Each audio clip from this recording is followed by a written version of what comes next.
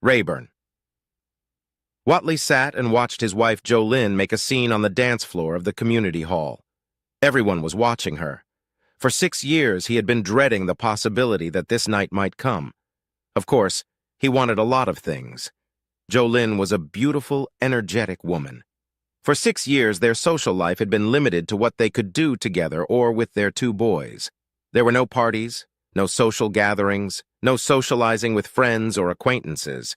Frankly, they had very few friends to socialize with. Rayburn Watley had several reasons for insisting on this strange arrangement. First of all, he was extremely jealous, and Jolynn attracted arrogant guys. She was different from the girls of the house in many ways. She knew how to groom herself and dress in the latest fashions. She was educated and sophisticated, yet fun and playful. She was also a great flirt. That's where the problem arose. Why would a jealous man marry a woman who likes to tease and flirt with everyone he meets? Rayburn kept his wife on a short leash. Their son Brian had just turned 5 years old, and Tyson was almost 4. Taking care of them and the household was practically a full-time job. Rayburn tried to make things easier by taking everyone out as often as possible. He was constantly bringing home gifts for his wife, trinkets, flowers, and candy. He had once read in a magazine that such things would keep the little woman satisfied. That was all he wanted. The dance tonight was corporate. Rayburn worked for a small, family-owned construction firm. He worked hard and kept a low profile so he wouldn't get in trouble. Yeah, trouble. That was the second reason for his particular insistence on not attending social events. He was born and raised in Rockingham County, Virginia. It was the far western part of the state, and if you went another half-mile, you'd be in West Virginia. He had 3 brothers and a sister, and he missed them very much. His oldest brother, Thompson, was currently in prison. His sister, Nadine, and 2 younger brothers, Grayson and Fletcher, still lived in the area. He hadn't seen either of them in over 6 years since he was forced to leave, which brings us back to the second reason. Thompson was in jail for beating a man so badly that he spent 2 months in the hospital. Rayburn lived and worked 2 states away from home for the same reason. Thompson and Rayburn had a temper and fought like banshees when they were aggravated. When the first blow was thrown, neither of them felt any pain or what could be called mercy. The only way to stop them was physical restraint. Nadine was the same way, but seemed to control herself a little better. The 2 younger brothers were the most common. Everyone teased them for having a different father, which their mother didn't like. Rayburn's mother lived with Nadine, who was married to a truck driver. He didn't come home too often, and many understood why. Authorities in Virginia and West Virginia were waiting for Rayburn to come home to capture him. It didn't matter which one of them was lucky enough. Either way, the same fate awaited him as Thompson. Rayburn sat quietly in the back of the room and watched his wife. Jolynn danced and joked with all the men, married and single. She was a coquette and enjoyed every minute of her free time. Too much time had passed. She missed the parties, the dancing, and the fun. She was glad Rayburn had taken her along, but resented him for not doing it more often. She was on edge, making up for lost time. It had been a good night for Jolynn. As the night wore on, things got a little looser. Rayburn watched the guys start to slowly fondle his wife. It seemed like they were testing to what limits they could go to with her. For the most part, she held them back and was good-natured about it. Most of the time. Benny Cordetti was one of the co-owners of Bright Bill Enterprises. He was a loud, arrogant jackass that Rayburn disliked but tolerated because he was the boss. It was important not only to make a living but to keep a low profile. As the night waned, Benny began to get more creative and adventurous with his hands. It was a slow dance, and Benny had both hands around Jolynn's ass. She didn't protest and just kept dancing as if nothing was happening. Rayburn clutched the empty, long-necked bottle as hard as he could, but there was no way it was going to break. Rising to his feet, Rayburn threw the bottle across the room straight toward his boss. Luckily, it hit Cordetti's shoulder and not Jolynn's. The impact was enough to cause the large man to drop to one knee and start cursing. Jolynn turned around just in time to see her husband grab his partner and start dragging him across the room. He got into position to start beating the asshole who dared to grope his wife, but never got around to it. The 3 guys grabbed Rayburn and pulled them away from each other. "What the hell are you doing, you idiot?" yelled Cordetti, picking himself up off the floor. "You touch my wife again, you fat bastard, and I'll rip your head off." We were just dancing. We danced all night. A lot of guys danced with her. Yeah, but none of them groped her ass while they were doing it. I had no problem letting people dance with her, but I'm not going to let it go any farther than that. You're out of line. You're crazy, Rayburn. You're crazy and drunk. And to top it off, you're fired too. Come in tomorrow and get your last check. Kick that bum out. Jolynn stood with her mouth open. She had never seen her husband in such a state. She had no idea what had caused all this. Up until this point, she had pictured him as a caring, loving husband. She had noticed him getting a little upset when she flirted, but never anything like this. In 6 years.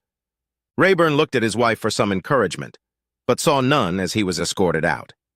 10 minutes later, he was home. He paid the babysitter and laid down on the couch. He was not drunk. He knew better, and he'd had enough to drink overnight. He sat in the dark living room. The only light was falling from the kitchen. He realized someone had given his wife a ride home when he heard the car door slam. He didn't bother to look to see who it was. Was it Benny? Well, thank you for making this a night to remember. I've never been so humiliated. Thank you so much, Rayburn. She tossed her package on the chair and noticed her husband didn't say anything back to her. Did you hear me? Are you awake or are you so drunk you can't think straight? I'm fine. I see you made it home. No, thank you. Rayburn didn't feel like arguing with her.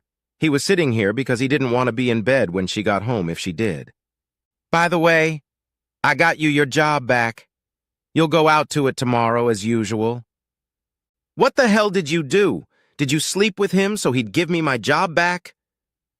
As soon as the words left his mouth, he regretted saying them, but it was too late. Hell no. I slept with him because I wanted to. Jolynn was beyond furious as she slammed the bedroom door shut. Her words had hurt him more than anything else in his entire life. He realized she was furious, but she had no idea what kind of demon she had let loose. Rayburn spent the night in his truck. After eating breakfast, Rayburn waited in the company parking lot for the payroll office to open. Waiting was bad because it gave him time to think. He replayed the events of the previous night over and over in his head. He always stopped when he got to Jolynn's confession or whatever it was. Hell no! I slept with him because I wanted to.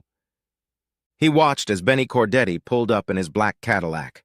Hell, no one drove those anymore. Finally, when he felt it should be ready, he went inside.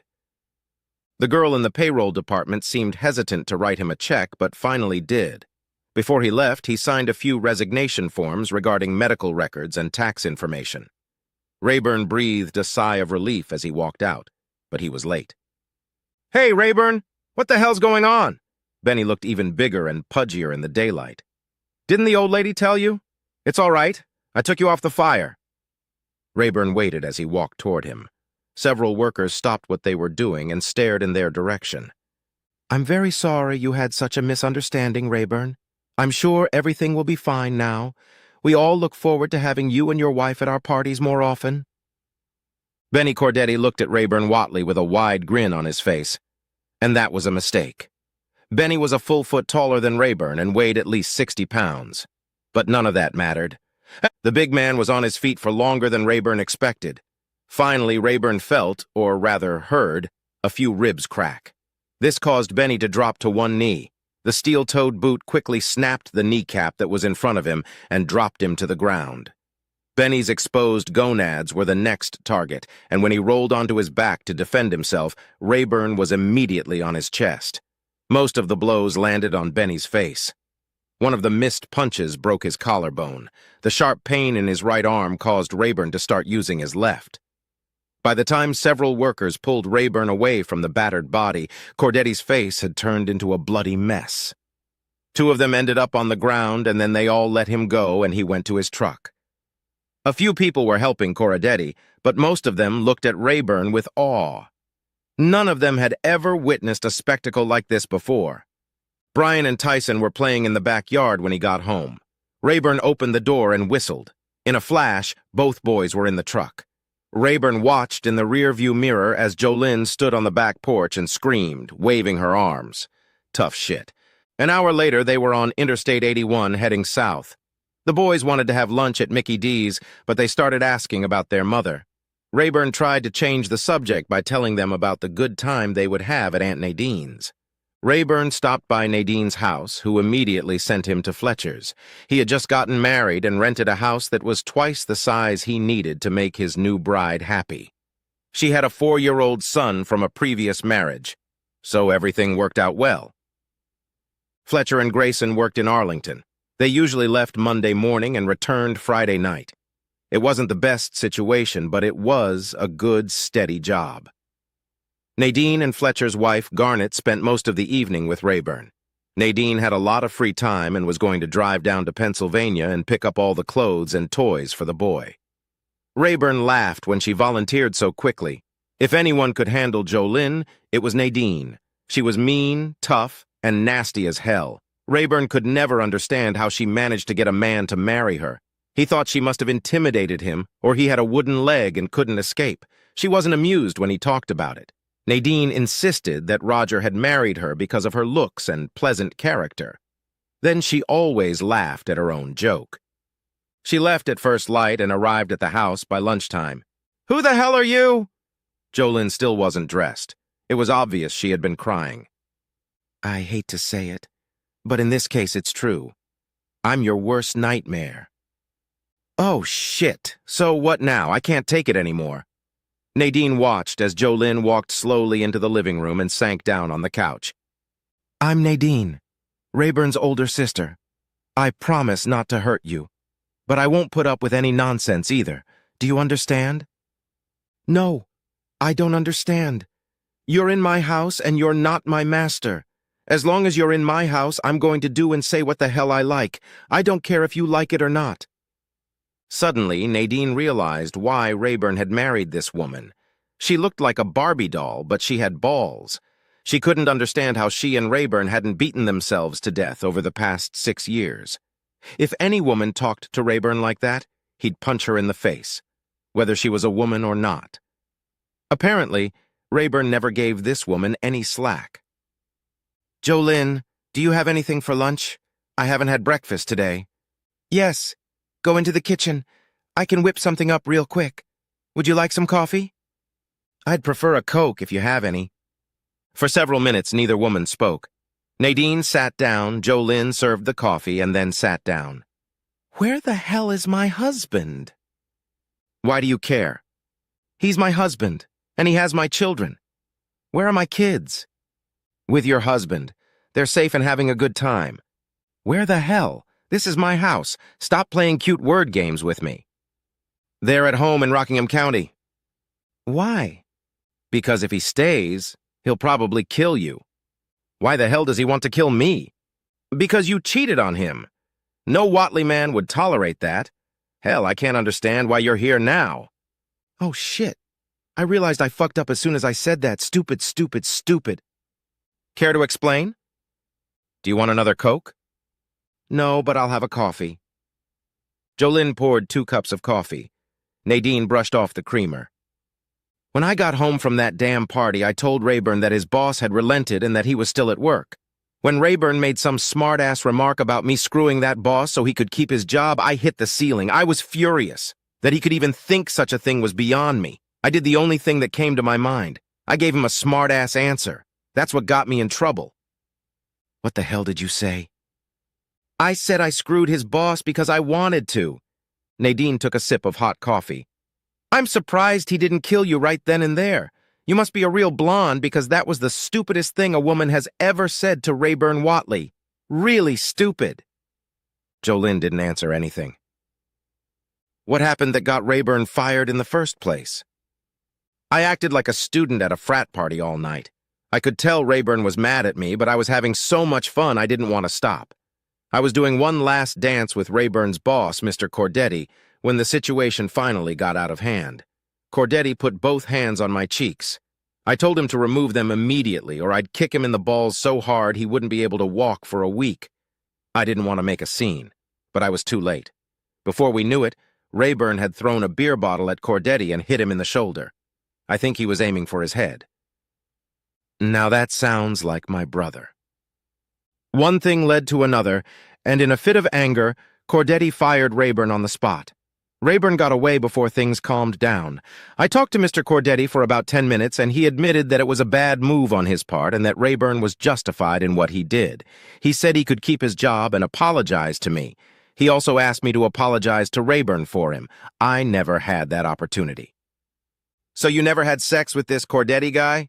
Hell no. There's no way I'd ever consider cheating on Rayburn. Why did you say you had it? Because I was pissed. He just accused me of being a whore. I won't tolerate that kind of shit from anyone, including him. Before I knew it, my mouth was spewing all that shit, and there was no way I was taking it back. The only person who got fucked that night was me. I did it to myself. Me and my big mouth. Jolene gathered up the empty cups. She seemed to be crying, or at least her eyes were watering. What are you going to do now? I don't know. Do you have any suggestions? You seem to know a lot more about Rayburn than I do. Do you know he's wanted by the law in 2 states? What? No, I didn't know that. What the hell did he do? Shit, girl, that's a stupid question. What did he do to Benny Cordetti yesterday morning? Oh, God. No. Cordetti won't be out of the hospital for at least 3 weeks. This is the same Rayburn we all love and adore. For a few moments, both women sat in silence. He can't come back here, can he? No. And he can't stay there either. Exactly. What the hell are we going to do? What do you mean, we? You're not among Rayburn's favorites right now. Oh, shit. He doesn't know the truth. There's no way he knows what really happened. Shit, I'm in trouble again. Look, Jolene, it's been very interesting getting to know you. I enjoyed the lunch and conversation, but now I need to get the baby's things and hit the road again. Can I come with you? Hell no. Are you trying to get me killed? Can I have your phone number? I can handle it, but don't expect me to take sides. Rayburn is my brother. Blood comes first. We have money in the bank that we've been saving to buy a house. Rayburn needs the money. I can get it for him. He's fine. He's with his family. He doesn't need anything. Hold on to that money. You might need it. 2 hours later, Nadine was on the road, heading south. She would be home in time for dinner. In the evening, a large family gathered. Nadine told Rayburn what Jolene had told her, but he didn't believe it. Until she proved otherwise, he would take as true what she had said first, in a fit of anger. The story she'd told Nadine was a far-fetched cover-up. The main problem was what he should do next. He couldn't stay where he was, and he couldn't go back to Pennsylvania. Fletcher had a friend who owned a company that built yuppie log cabins in Winchester, Tennessee. A quick phone call, and one problem was solved. Garnett was going to keep Brian and Tyson at his place until Rayburn found a place to live. Garnett was making great grits.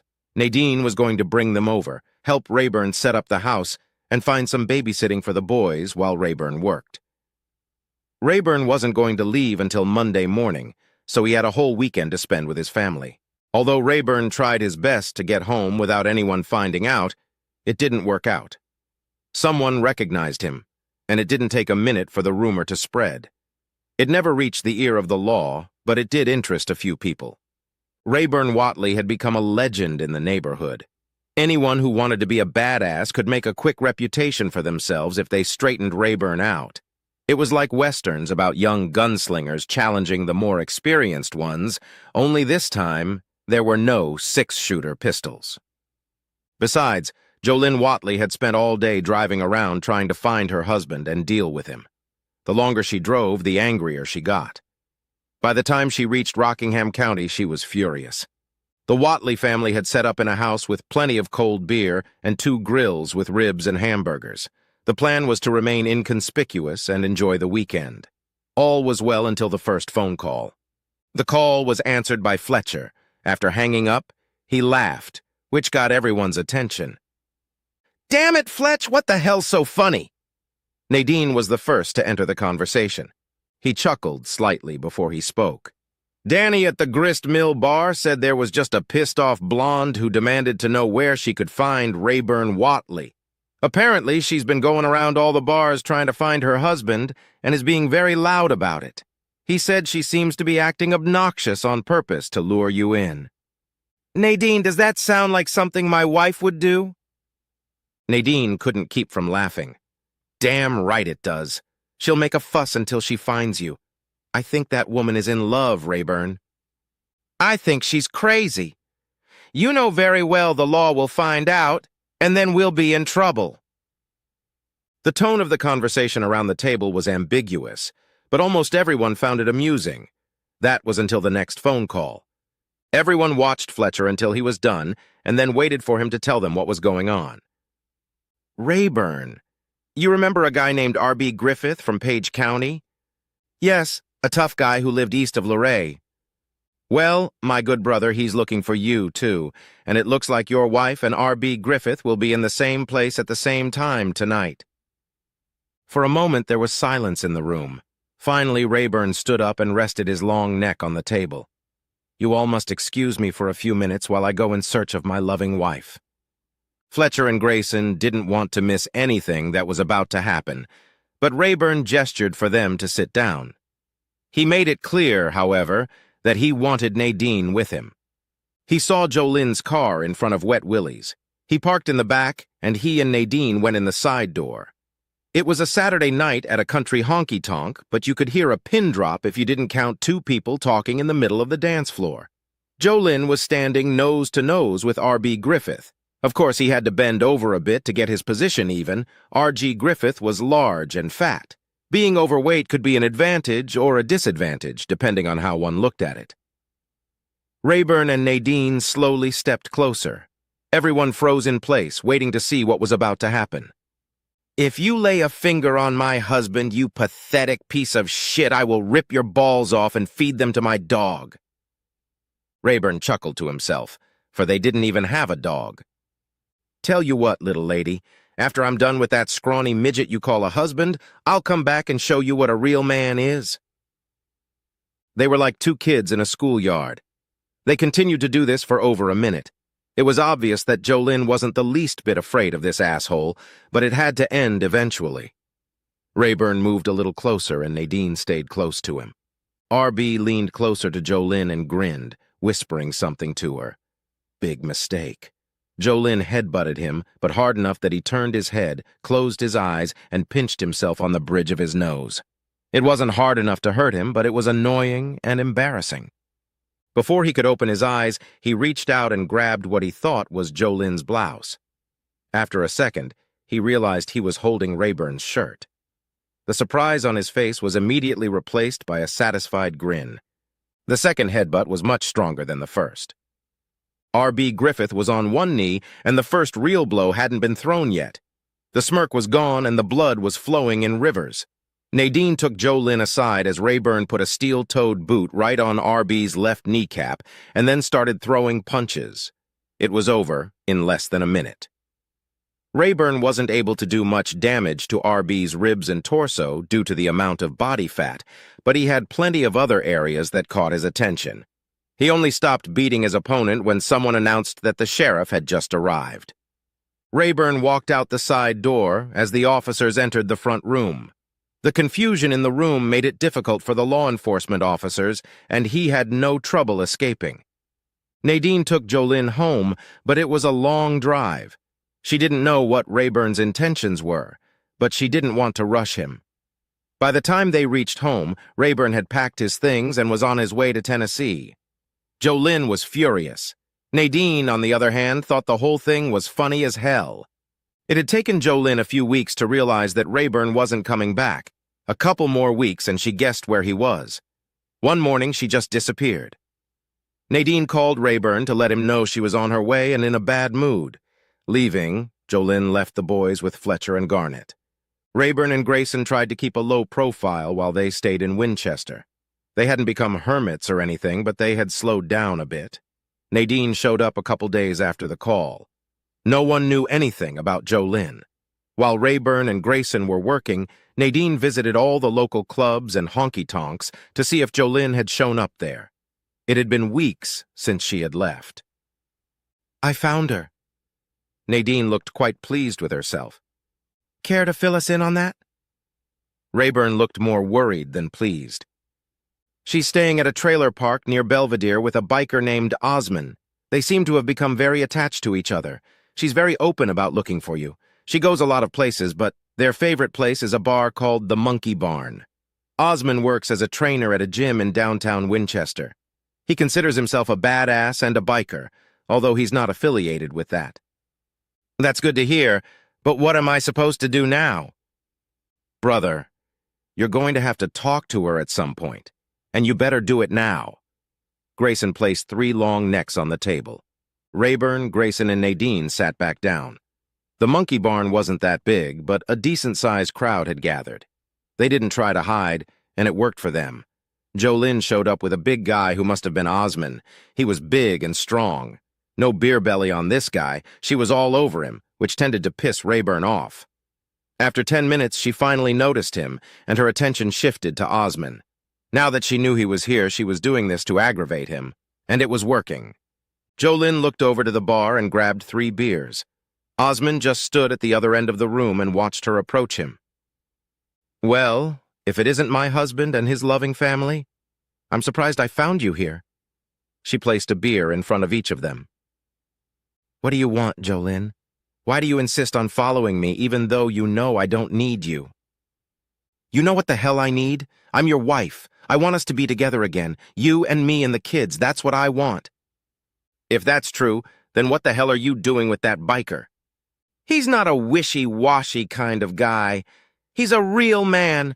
I needed a place to stay while I was looking for you, and he had a spare room. I suppose you're sharing a bed with him too? Rayburn took that as a question. That's none of your dog's business. If you were fulfilling your duties as a husband, it wouldn't be necessary. For several seconds, no one said anything. How are my children, Nadine? Is Garnet still taking care of them for me? There was still no answer. She finally got angry and turned back to her new friend. Things went quiet for a while. They decided to finish their beers and leave. They saw everything they wanted to see. And that's when it all went to shit. When they got up from their chairs, Rayburn seemed to stumble. He was a little agitated and had trouble walking or even standing. Nadine and Grayson didn't notice it. He was still agile, but not as agile as usual. They never made it to the door. Osman bumped into Rayburn as he walked by, and the next moment he was already punching him. Nadine and Grayson were completely confused. This had never happened before. Rayburn didn't fight back. Osman beat him until he fell down, then started kicking him with his legs. Finally, Nadine got into the fight to protect her brother. Nadine looked over and saw a smiling Jolynn. Jolynn was actually laughing as she and Osman sprinted out the door. Grayson insisted that the hospital do a full toxicology workup on his brother. There was no doubt that he had been drugged, and the police were immediately notified. The injuries turned out to be quite serious, and Rayburn spent 5 days in hospital. The police never found Osman or Jolynn. Rayburn and Nadine returned to West Virginia so he could recover. For some reason, local law enforcement on both sides of the state line didn't bother him. Exercise had never been a part of Rayburn's life. His body fat was non-existent, and his muscular body was a natural complement to hard work. Now that had all changed. Nadine quickly realized that therapy and exercise were essential to Rayburn's recovery and made sure he received both. Fortunately, there were no serious problems. Within a few months, he was back to normal, or even better. He was ready to go back to Winchester when they got the call. Grayson, what's going on, brother? Just a little news I thought you might be interested in. It seems Osman and your wife left for Sturgis this morning. They're traveling on his motorcycle, so I think it's going to be about 3 days. Have they been to Winchester? No. After the trouble at the monkey barn, they moved to Chattanooga. That's why we couldn't find them. He was bragging to some old friends in town, and that's how I found out about their trip. What the hell was he bragging about? The beating. He claims he's the only one who could take Rayburn Watley. Well, that sucks. It gets worse from here. He also claims to have taken your wife. At this point, Nadine stepped in. I'll have the truck packed and ready in an hour. Rayburn, drop the boys off at Garnet's and be back here in 10 minutes, no more. We've got a long trip ahead of us. It took them exactly 24 hours to cover the 1,600 miles. Nadine managed to get a room in Deadwood. It was close enough for what they needed to do. It was simply impossible to compete with a crowd of 500,000 people. They spent most of the first day sleeping and recuperating. They had no idea where to begin their search or how to conduct it. Since most of the city was closed off to all forms of transportation except motorcycles, they had to walk almost everywhere. Nadine thought it was funny, but it only made Rayburn angrier. The first day they spent 10 hours searching but got nowhere. The second day didn't start any better. They decided to split up and keep in touch via cell phones. It was about 4 o'clock in the afternoon when he found Osman. He and Jolynn were partying in noisy company in the middle of a crowded beer hall. He called Nadine and let her know where he was. Rayburn watched his wife and her new man for about 10 minutes and then slowly made his way through the crowd. If he tried to start something inside, he would be stopped quickly. It was necessary to get him outside, where he would have at least a chance. He was already 10 feet from their table when Jolynn spotted him. "Oh, shit!" All of their table mates turned around to look when she shrieked. Rayburn wasn't that big and he wasn't that obnoxious, but he had everyone's attention. Osman toppled over his chair, trying to get up. He began to squeeze through the crowd, trying to get to the door. He had at least 30 feet to go. Jolynn crouched down and tried to become invisible. It didn't work. Rayburn followed, but was in no hurry. Osman cast one last glance over his shoulder and sprinted out the door.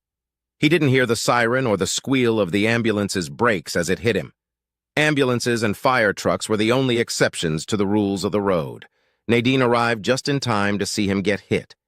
By this time, there was a commotion, and Jolynn was not immediately on her knees next to her escort. The medics immediately attended to the problem, but she was still looking around the crowd for Rayburn. Then she spotted Nadine beside her. She had to make a choice, and she slipped through the crowd in confusion. Nadine followed her as she disappeared into the van and bus parking lot. Osman was struck square in the face by an ambulance, resulting in 2 broken legs. Rayburn watched in silence as the ambulance crew loaded Osman into the back seat of the car with another patient. He was amazed that they could fit 2 stretchers in there at once. It had been a long drive here, and he hadn't even had time to fire a single shot. 10 minutes later, Nadine returned. "Did you lose her?" "No." "Are you going to tell me what's going on?" "Not until I have a cold beer." As they entered the beer tent, she giggled. Nadine didn't like to giggle, so this struck her as a little odd. "Your wife was thrashing around the parking lot trying to find someone to let her into one of the cars. Most of them were empty. Eventually, she found a couple guys who apparently agreed to let her hide in their bus. I waved to one of them, and he came over with a smirk on his face. It wasn't what he was expecting, however. My Spanish sucked, but I ended up giving him $800 if he would agree to take Jolynn with him when they left." Nadine finished half of the long neck in one gulp. "Where were they headed?" "I don't know. Didn't ask. But the bus emblem said Diablos de Juarez on it." We both laughed at that. "By the way, you owe me $800. When we got back, a big red Freightliner was parked outside the motel. Nadine had kept Roger informed of our whereabouts, but didn't expect him to show up. I left Nadine and Roger to use the room and found the Deadwood Legends Steakhouse myself. I ordered a large portion of ribeye but couldn't finish it. When I got back, my sister and her husband were still in the room, so I made myself comfortable in the pickup and tried to catch a few moments of sleep. He didn't seem too afraid of her. A knock on the pickup's window awakened me from a light doze. I figured Nadine and Roger were done, but I was wrong. It was a 20-year-old girl dressed like a biker girl. "I'm not interested in this. Go to the truck stop a quarter mile down the road." "I'm not a prostitute, damn it. I just want to ask you a question." I think I pissed her off. "What?" "I see you have Virginia plates on your truck. Are you going back there?" "Yes." "I need a ride to Harrisonburg." I groaned and moaned a little, then climbed out of the truck. I gestured toward the motel dining room and started walking. She picked up her backpack and followed me. "Want some coffee?" I got a nod, but nothing more. As the waitress started to approach the table, she leaned over and whispered, "Can I have a burger too?" I added a large plate of fries to my order and then introduced myself. "My name is Rayburn. What's yours?" Wanda Stiles." "How did you get in here, Wanda?" "Yeah, one of the guys I worked with convinced me we'd have a great time here at the rally. He might be having a great time, but I'm not. Some people might find 2 days on a Goldwing motorcycle fun, but not me. He hasn't even gotten a motel room. I refuse to spend another night in a camping tent. That's it? No! That son of a bitch offered to share me with some of his new biker buddies. That's when I decided I needed to get out of here. Wanda ate her burger like she hadn't eaten in days. She also did pretty well with the fries. She wasn't thin and she wasn't fat. Rather, she resembled a fattened corn farmer. About that time, Nadine and Roger walked in. I introduced them. "Oh, shit, I'm so sorry," said Wanda. "I thought you were traveling alone." "Now he is alone," exclaimed Nadine, waving to the waitress. "Rayburn, I'm going to ride back with Roger if that's okay with you. In fact, I'm going to ride with him if that's okay with you." She thought that was funny. Roger only smiled. Thus ended another chapter in Rayburn Watley's life. Nadine and Roger didn't return to West Virginia until 3 weeks later. Osmond spent 4 weeks in a hospital in Rapid City. While he was there, his Harley disappeared. No one heard from Jolynn again. During the trip home, the relationship between Wanda and Rayburn improved, and as they drove through Indiana, there was a sudden jump, and Wanda recognized his last name. Rayburn Watley was, and still is, a name to be reckoned with in Virginia. Greta teaches Wanda how to make grits.